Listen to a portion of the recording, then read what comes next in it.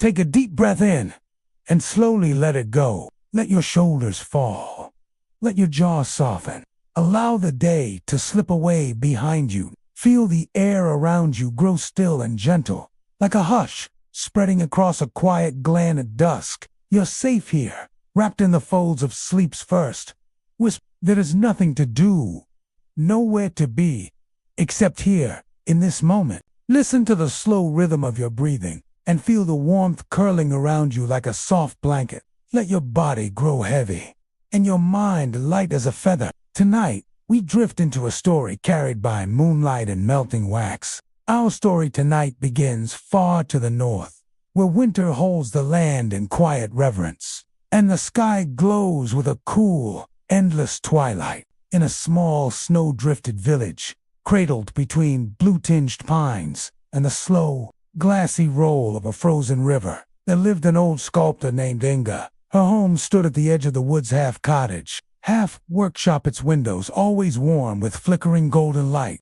Inga was a carver of strange and wondrous things, but none more cherished than her Tallow-Bird's tiny figures sculpted by hand from creamy wax. She shaped them as night fell, one after the other, at a worn table beside her hearth. Each bird she made was different. Some had wings stretched wide in flight, others sat still with their eyes half closed. She gave them names like Whisper and Ashleaf and Farron, and placed each one in the curve of a shallow bowl, shaped like a sliver of moonlight. But these birds weren't made to last. Each night, just before she lay down to sleep, Inga would light a tiny wick nestled in the belly of one Tallow-Bird, and slowly, oh so slowly, the flame would flicker to life, its glow dancing in her tired eyes. The bird would melt, its form surrendering to the heat, until all that was left was a pool of warm wax in the moon-shaped bowl. She said, the dreams of the day, hidden in the bird's body, would be set free by the flame rising with the heat and slipping quietly into the night sky. The villagers didn't quite understand this ritual, but they accepted it. Old ways, they'd say, always had meaning. What they didn't know was that Inga came from a line of dreamwalkers, people who believed that sleep wasn't just rest, but travel. Her grandmother and her grandmother's grandmother had passed down the old Norse belief that tallow, when melted by sacred flame, could carry the soul lightly across the boundary of waking and dreaming. And so, the birds were not merely candles. They were vessels of longing, memory, and peace. Each one she carved held a sliver of something real, an old thought, a sound she'd once heard in the woods, the curve of a lover's smile now long gone. These she pressed into the wax like breath into cold glass, and each flame was a doorway through which those small, quiet things might return. One evening, as the snow hissed gently against the windows and the wind murmured low through the chimney stones, Inga sat hunched in her old chair, sculpting with fingers half numb from age. Tonight's bird would be called Leora, meaning light that travels. Her wings were carved wider than usual, stretched open as though she were already gliding into the clouds. The hearth popped and crackled behind her, shadows playing softly across the walls. Outside, the forest was still, as though the trees were listening. As Inga lit Leora's wick, she whispered something into the bird's waxed ear, too low to hear, even for herself. The flame caught gently, licking up in a curl of soft amber light. Slowly, Leora began to melt, her wings sinking inward, her tail softening like snow under the sun. Inga leaned back and closed her eyes. The air around her seemed to hum with something quiet and deep, not quite a sound, but a shift, like the pull of tide in a moonlit bay. The scent of warm wax filled the room, mingling with pinewood smoke. Her breaths came slower now, each one thinner than the last. A hush settled over her heart, and in that hush, the dream began. She found herself standing in a long field of silver grass that shimmered as though touched by stars. Above her, the sky was deep and still, no longer night but not yet dawn. The horizon glowed like the rim of a pearl, and in the distance, balanced impossibly between two leaning stones, was the moon. It hovered just above the ground, shaped like the bowl she'd carved so many times, rocking softly back and forth. But this one glowed from within, its curves alive with molten light. All around it, small birds of pure white wax circled lazily, their bodies flickering, as though caught between being and unbeing. Inga took a step forward. Her feet made no sound on the grass. One of the birds, the one she'd carved just hours ago, glided toward. Leora, her eyes were gentle and slow blinking, her wings moving like leaves in low wind. She hovered in front of Inga's chest, and something soft passed between them, neither word nor touch, but a knowing. Then Leora turned and flew toward the cradle. As she landed in the moon's curve, the bow flared brighter for a moment, then calmed. And so it went. Each night, Inga returned. Each night, she brought another bird. Each time, she stood beside the cradle and let them fly, one by one, into the dreamlight. They never melded here. They simply became part of the glow. It was their destination. The cradle was not an ending, it was the holding place of all dreams that ever were and ever would be, a resting spot between sleep and starlight. But on one particular night, the wind outside her cottage grew stranger, less like wind, more like a voice. The trees shifted in rhythm, their limbs brushing one another like bones in a song. Inga awoke from her dreamwalk early, her hands cold, her bird unfinished. There, outside her window, stood a figure cloaked in pale blue fabric, unmoving, just watching. The figure stood motionless beneath the snowy pine, as if it had stepped from the folds of some ancient tale. Its cloak billowed without wind, and its face was hidden deep in the cowl. For a long while, Inga simply watched. She didn't feel fear, only recognition, like seeing an old song return to you after many years of silence. She stood slowly, wrapping her shawl tight around her shoulders, and opened the cottage door. The cold met her gently like an old friend brushing her cheek. Snowflakes drifted past her, catching the light of the lantern she carried. She stepped out barefoot, leaving soft prints in the new snow. The figure did not move until she stood only a few steps away. Then, with a motion as soft as falling dusk, the hood was lowered. Beneath it was a face, neither young nor old, carved like wax yet lit from within. The eyes held a hush of deep forests and winter skies, and though no mouth moved, Inga heard words in the stillness. "You've walked far, little sculptor." Her breath curled in clouds, but she nodded. "I have further to go." The figure extended one pale hand. In its palm sat a feather perfectly shaped, but made not from quill or bone, but from tallow, warm, unburned, and softly glowing. "This is your last bird," the figure whispered, not aloud, but into her thoughts. "You will not carve another." Inga took the feather gently, cradling it as if it might vanish with breath. A slow weight settled in her chest. Not sorrow, exactly, more like completion. The figure turned without sound, and in a moment was gone. She returned to her cottage with the feather pressed against her heart. The fire on the hearth had burned low. The wax she'd been working had cooled in its bowl. She did not relight it. Instead, she sat in silence and held the feather over the flame.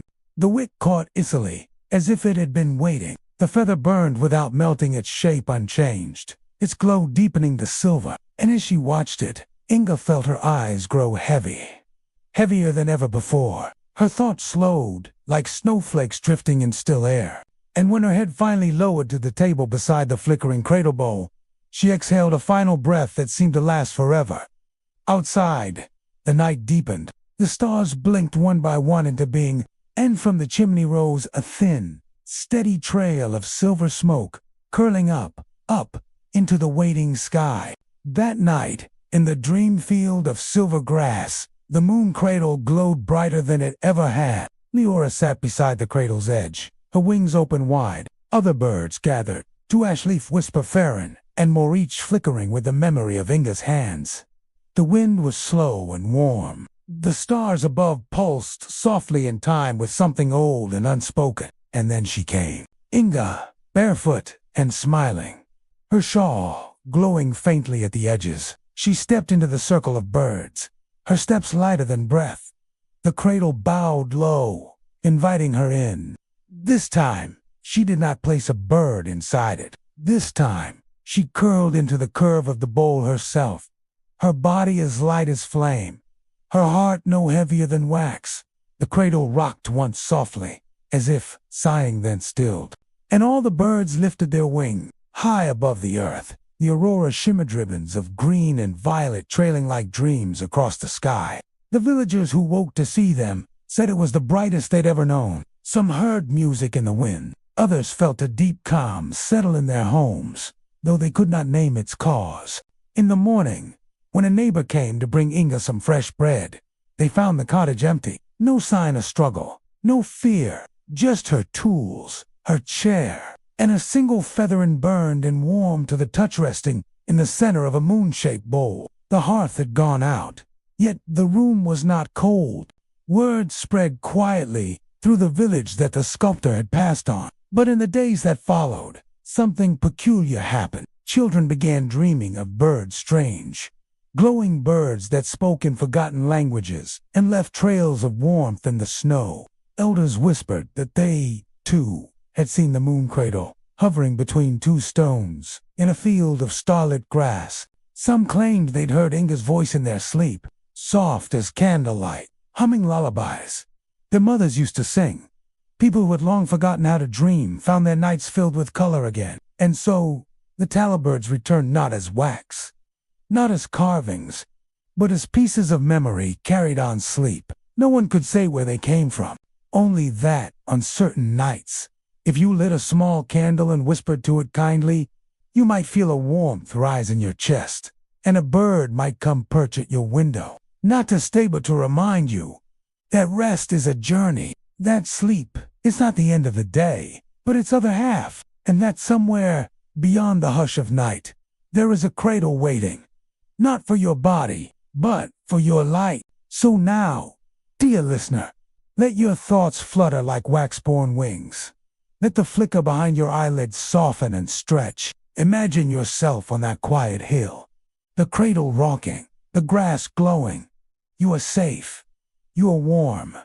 You are floating. And if you dream tonight of silver feathers and soft flames perhaps, you'll remember the old sculptor and the birds she sent into the sky. It is said that in the years that followed, the village changed in small, almost imperceptible ways. Fewer arguments clung to market stalls. Fewer hearts felt cold during the long, shadowed winters. Dreams became softer, clearer, sometimes so vivid that children would rise at dawn to sketch what they saw: towers made of glass feathers, boats that sailed on rivers of light, forests lit by floating cradles that sang as they rocked. No one taught them these images. They simply arrived, as though carried, gently and deliberately, from one sleeping heart to another. Some believed Inga had become something more than memory, a guardian of dream paths, a guide of the wax-winged travelers. Her name was rarely spoken aloud, not out of sadness, but reverence. To say it was to summon that hush again, that feeling of quiet warmth near the flickering hearth. And as the years turned gently, the story of the Tallow-Birds spread beyond the village. A traveler from the fjords arrived one spring, carrying with him a tiny moon-shaped bowl and a half-melted wax dove. He said he dreamt of it for weeks, and when he found it beside him one morning, he knew he had to come north. Another, a midwife from the far western hills, spoke of whispering birds that perched above cradles during birth, their wings casting calm across the mother's brow. And an old sea captain claimed that on the roughest of nights, when the wind howled and the stars vanished, he saw birds of soft light gliding alongside his ship, guiding them between icebergs with wings that shimmered like polished bone. They all told stories that felt like pieces of a larger song. The Moon-Cradle song, the villagers called it. Though no one remembered the exact tune, everyone swore they'd heard it before, perhaps in sleep, perhaps in silence. And always, the flame remained central. Lighting a small wick became a ritual of comfort for many, not for light or warmth but for passage, a signal, a beckoning, as if to say, "I am ready, carry me gently tonight." One little girl, Elka, began carving her own birds from wax. She had never known Inga, but said a soft voice often visited her in dreams, guiding her fingers, helping her shape the wings just so. She was only 5 years old, but her birds looked like they might fly away at any moment. Each evening, she placed them in a bowl by her window and watched them melt, her face bathed in a glow. Her parents asked what she whispered to them. She always replied, "The same way. I give them pieces of my heart, so they know the way back." Time, as always, moved like a slow river under ice. Homes were rebuilt, families grew, names changed, but some things endured. On the longest night of the year, the villagers gathered on the hill just beyond the forest's edge, where the ground opened to sky and silence. Each person brought a small wax bird and a crescent-shaped bowl. Together, without speaking, they lit their wicks. The field glowed, gold and silver, hundreds of little flames dancing in the dark. No one explained the ritual anymore. No one needed to. They sat in the snow, watching the birds slowly melt, their shapes softening, their dreams rising into the crisp night. Some cried quietly, some smiled, or listened. And in that listening, they felt something beyond the cold and beyond their own breath. A presence. Not heavy, not loud, just there, like the warmth left behind in a chair, or the scent of pine after the fire goes out. That year, the northern lights came late, but when they did, they rippled low across the village, close enough to touch, and some swore. They saw wings, within the light hundreds, maybe thousands, gliding silently across the sky. Children reached up with mittened hands, and the lights seemed to dip lower in reply. One boy said a bird had brushed his cheek. "It said thank you," he told his mother. "For what?" she asked. He just smiled. "For remembering." Back in the village, inside her warm cottage lined with feathers and bowls, Elkanah grown carved a bird she'd never carved before. It had a longer neck, fuller wings, and a small hollow in its chest, where a second wick could rest. She called it ear, which meant brother in the old tongue. She had no brother, but that night she dreamt of a child she had never met, a boy who stood beneath the Moon-Cradle and smiled at her as if they'd always known one another. When she woke, the bird was gone. Only the bowl remained, glowing faintly. And from that moment on, new birds began appearing in the village birds. No one remembered carving, but which carried familiar feelings, like joy after laughter, like the silence after forgiveness, like coming home. The birds had become more than birds. They were messages, not written with ink or voice, but with light, warmth, and the hush of sleep. So if someday you find a small bowl beneath your pillow, or feel the brush of wings as you drift off, if you see flickering shadows that don't frighten you, or flames that burn without heat, know this: the dream has found you. You are part of it now. You carry it in your sleep, and when you wake, you leave behind a little warmth for the next trip. The cradle still rocks, the birds still fly, and the tallow still melts, slow and sweet, into the silence. There is an old belief, whispered between candle makers and night, that dreams are not born in the mind, but drawn, like the slow drift of pollen to a still pond. They arrive from somewhere else, shaped, guided, and softened by those who've gone before us. Inga's Tallow-Birds were never merely carved. They were gathered. Each one was molded from old memory and fragments of dusk moments that hadn't been given words, but still pulsed quietly in the folds of the heart. The sound of a father's boots on a wooden floor, the way frost forms on the inside of a window just before morning, the look someone gave you once that told you you were loved. All of it poured, drop by drop, into the wax. And even now, after the sculptor herself has vanished into story, the practice remains. Some still use wax and wick, while others sketch with silver ink, or sing softly into warm cloth before sleep. Whatever the form, the offering is the same. A little piece of self, sent out into the quiet sky. Not for recognition, not for answers, but for belonging. In a city far south of the village, nestled between rooftops and chimneys, lived a watchmaker named Thorin. He had never heard of Inga. His world ticked and turned with gears and spring, and his nights were spent adjusting the pulses of tiny machines. But he had trouble sleeping. His dreams were restless, always filled with the sound of clocks uncoiling, time falling apart. One winter night, while walking the empty streets past midnight, Thorin found a small package sitting on the windowsill of his shop. Wrapped in cloth, it was no larger than a teacup. Inside, a shallow, crescent-shaped bowl and a bird no bigger than his thumb, made of white wax, with eyes the color of riverstone. There was no note. Curious and oddly comforted, he placed it near the window and lit the tiny wick buried in the bird's chest. The flame caught, small and steady, and that night, for the first time in many years, he dreamt of a place without ticking. He stood barefoot in a vast field of silver grass, where time had no rhythm and movement followed only the breath of the wind. No pressure, no schedules, only the sound of birds gliding above and a warm, cradle-like glow rising from the hill beyond. He awoke with a softness in his chest that he couldn't explain, the kind of feeling that made his hands slow, gentle, less mechanical. He began carving tiny birds into the backs of his pocket, watches not seen by customers, not part of any design. Just there, quiet reminders. Elsewhere, in a mountain town where storms rolled heavy and sharp across the sky, a woman named Freya, who painted with ash and snow, began painting only in curves, half-moons, feather lines, soft, cradling shapes. Her art, once sharp and angular, became round and fluid, as if her hands were guided by something just outside the edge of her sight. She didn't know where it came from, only that, each time she closed her eyes, she saw a rocking bowl suspended in light, and birds made of melted longing drifting overhead. The cradle was calling, not just to one, but to many, and all across the quiet places of the world.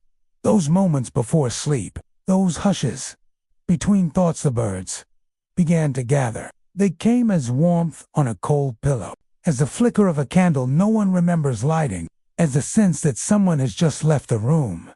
Though you are alone, they came without fear, without sound, and always they left behind a sense of being held. Old midwives taught new mothers to whisper a wish into a drop of warm wax and drip it onto the rim of a bowl. "Let the bird hear you," they'd say. "Let it carry your voice while you rest." Children learned to hush their breathing and listen for wings, and those who were very old, who feared the silence, growing longer each night, found comfort in the idea that they would not travel into dreams alone, because somewhere always just beyond there was a sculptor, or a watchmaker, or a child with ink on their hands, shaping the way forward with gentleness.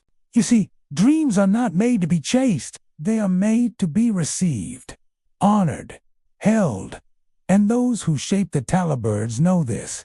Their gift is not in flight, but in melting, in letting go, in warming the air just enough to carry a soul from one moment into the next. Tonight, as you rest, feel the shape of your breath. Let it curl and stretch and grow still. Imagine a bird, not grand or showy, but small and glowing, shaped by something quiet and kind. It waits near your window. It has no name. Not yet, because tonight you will name it with your dreams. You will light its flame with your calm. And when you let go in, the warmth of sleep wraps around you like softened wax. You may just find yourself on a quiet hill beneath endless sky, greeted by wings and light. The cradle will be waiting, and you will know the way. The cradle never speaks, yet those who reach it describe the same feeling. Not visions, not language, just a deep, wordless knowing, a sensation in the bones as if every gentle thing you've ever done, every silent kindness, every forgiving thought had gathered in one still place, softly rocking, quietly glowing, waiting for you. It is the shape of belonging, made visible in dreamlight. No one stumbles into it by accident. You do not chase the cradle. It finds you when the time is right, when your breath is slow, when the wax of your day has melted into the bowl of night. Each time a dreamer is carried to that sacred field by bird or breeze or sleep, soft current, the cradle glows warmer, as if it remembers their soul, as if it tucks it gently within its arc. Far away, in a seaside town where gulls cry sharp and the morning fog curls low across windowsills, a boy named Mikkel kept waking with wax on his fingers. He had no candles, no carving tools. Yet each morning, there was a faint scent of tallow in his bedsheets, and each night, his dreams were filled with birds made of light and thread. In those dreams, they landed quietly on the railing outside his window. Each carried a silver strand in its beak. Mikkel began collecting strings and wire. He bent them into shapes, into wings, into curved bowls that caught the moonlight just so. He placed them outside, left them empty, but in the morning, one would hold a feather. Not a bird's feather, a feather of wax. It shimmered softly, then faded in the sun. No one taught him how. He just knew. The birds had shown him. In the city, where life rushed and echoed through iron streets, a woman named Anja created wind chimes that never touched. Each piece hovered floating just near enough to tremble, but never collide. She said the birds in her sleep had taught her that they passed one another in the sky, always near, never striking, each holding its own space, each singing its own quiet note. People walked through her garden to stand beneath the chimes. They left in tears, not sadness, not joy, just something full, something old. Even in the loudest corners of the world, the birds found their way. They moved in the rhythm of dreams, slow, tender, unseen, not to impress, not to startle, but to remind, a reminder that there are places where silence still holds power, that the cradle still rocks, that sleep is sacred. In dense forests, fog-wrapped and mossless, some travelers swear they've seen the cradle itself, suspended between stones, hung from branches, rocking slowly in the hush. No one touches it. No one dares, but each one leaves something behind. A button, a lock of hair, a note folded like a wing. These are not offerings of worship but of trust, a message from soul to sky. I am here. I have rested. Thank you. In one city, a girl began folding letters like birds. She wrote to no one, or maybe to everyone. The letters held gentle thoughts. Sleep is where your truth breathes freely. Or let the wax carry what you can't. She left them in library books, on benches, in coat pockets. People found them at the right time, always, and no one ever caught her leaving them. Because it wasn't about her. It was about the warmth, about reminding the world, gently, that even when the heart is quiet, it still sings. The Tallow-Birds flew farther than Inga ever imagined. They changed forms. They spoke in whispers and symbols and dreams. They never asked to be seen, only felt, and they never stopped carrying light. So, tonight, let your body rest in the warmth of your own breath. Feel the slow sway of your chest rising and falling. Let it mimic the cradle's soft rhythm. Imagine the bird that has come to sit beside you. It is small, its wings folded, a gentle glow in its center, waiting not to pull you away, but to guide you home. You may not see the path. That's all right.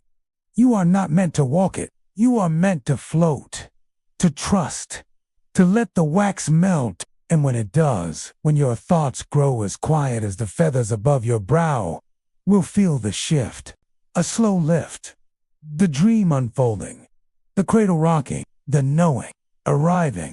There is a moment just before sleep fully takes hold, when time seems to loosen its grip. You are still aware of your breath, your body, your name, but just barely. The weight of your thoughts begins to dissolve.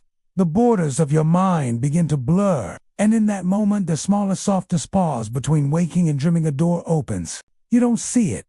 You don't step through it.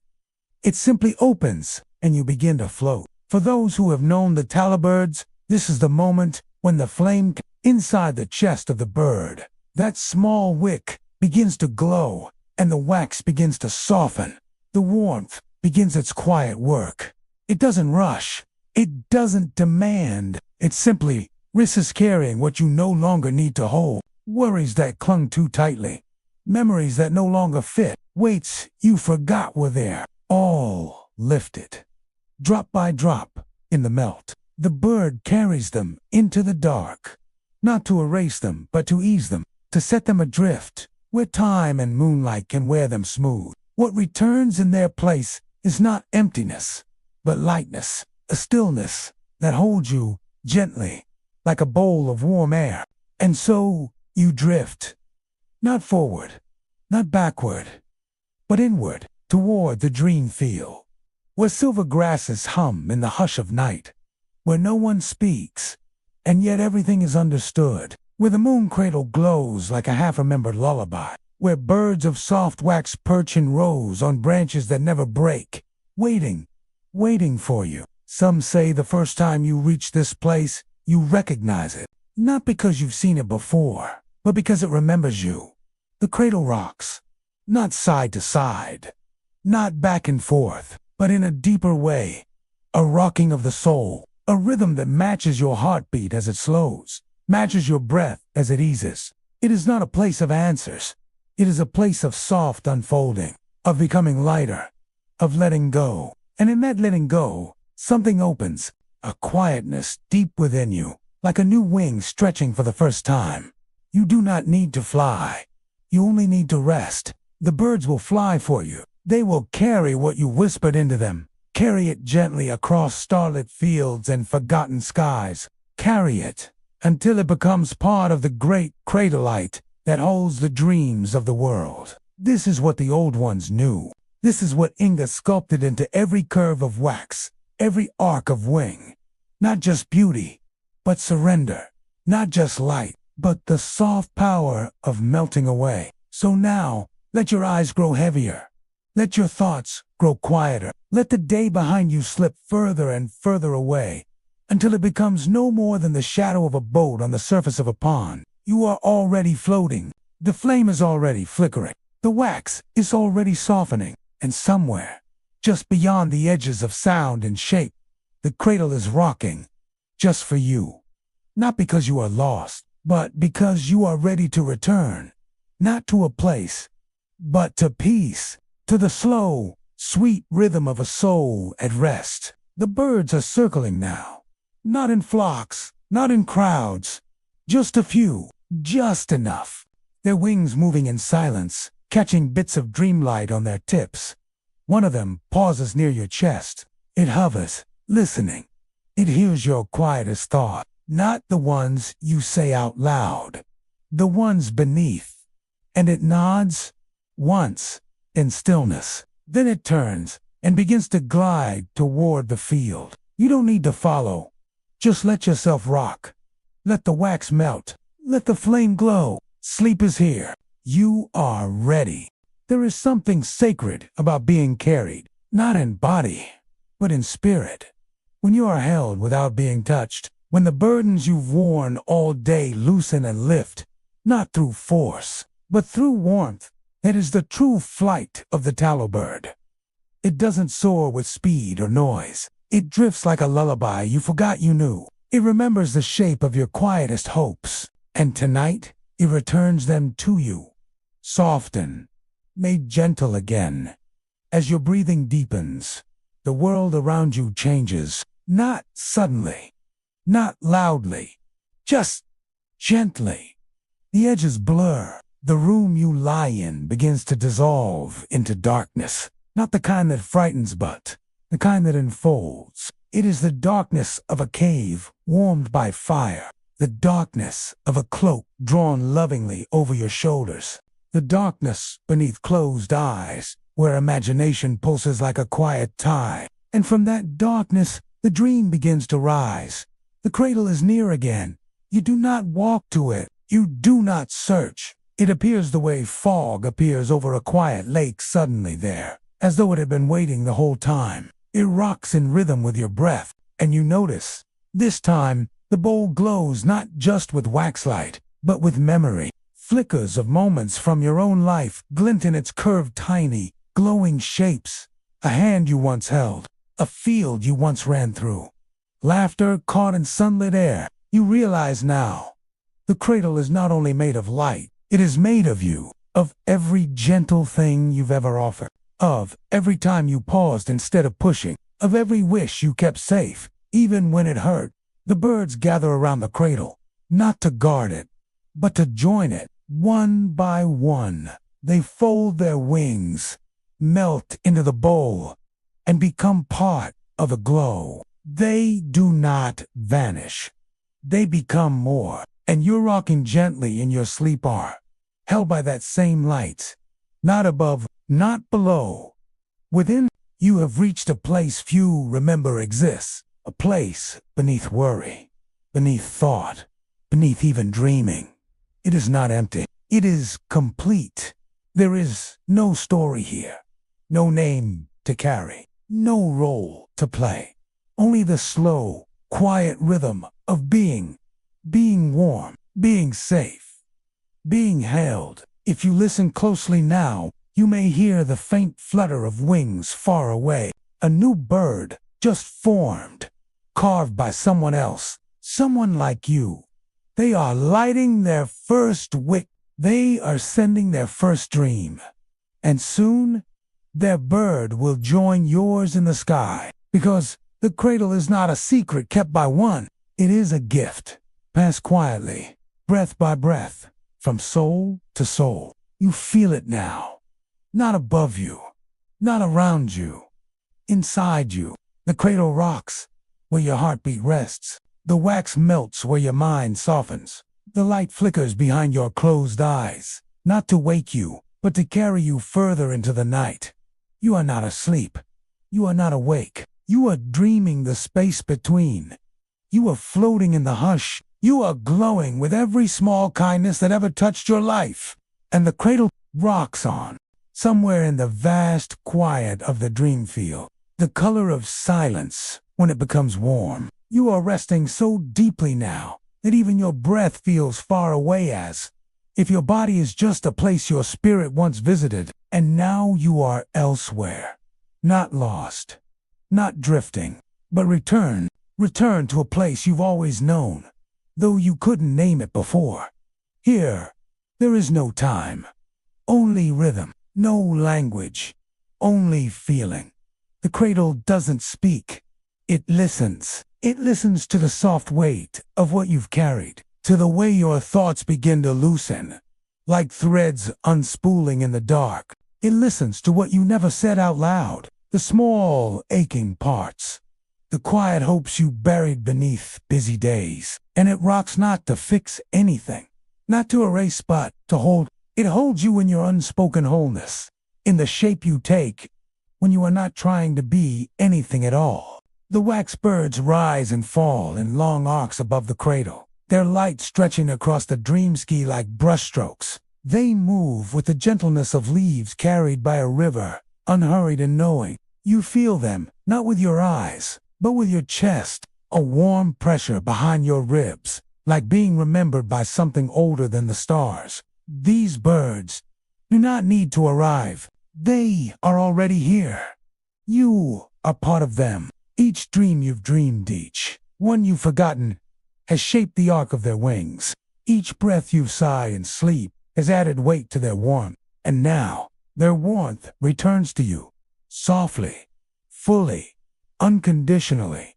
Even now, as you rest in this depth, you are giving shape to the next bird, not by doing anything, but by being still, by allowing your body to sink, by allowing your mind to quiet, by letting the wax melt. And when that bird is ready, it will rise without sound. It will carry some part of you, not your worries, not your fear, but the piece of you that shines beneath all that, the piece made of hush and kindness and hope. It will carry that peace through night skies above cities and forests and oceans, where someone else, somewhere, lies quietly in their own darkness.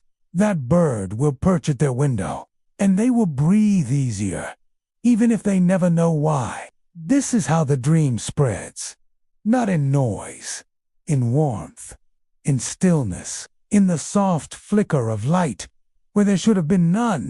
The Tallow-Birds do not ask for recognition. They melt into glow. They vanish into rest. And in doing so, they become part of the great gentle field that waits for us all. So stay here now. Let the cradle continue rocking. Let the flickers behind your eyes drift slower and softer.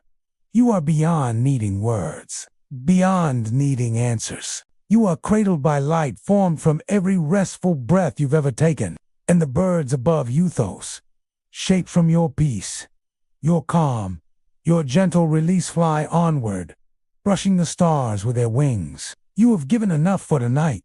The world is quieter because you are resting. Sleep deeply now.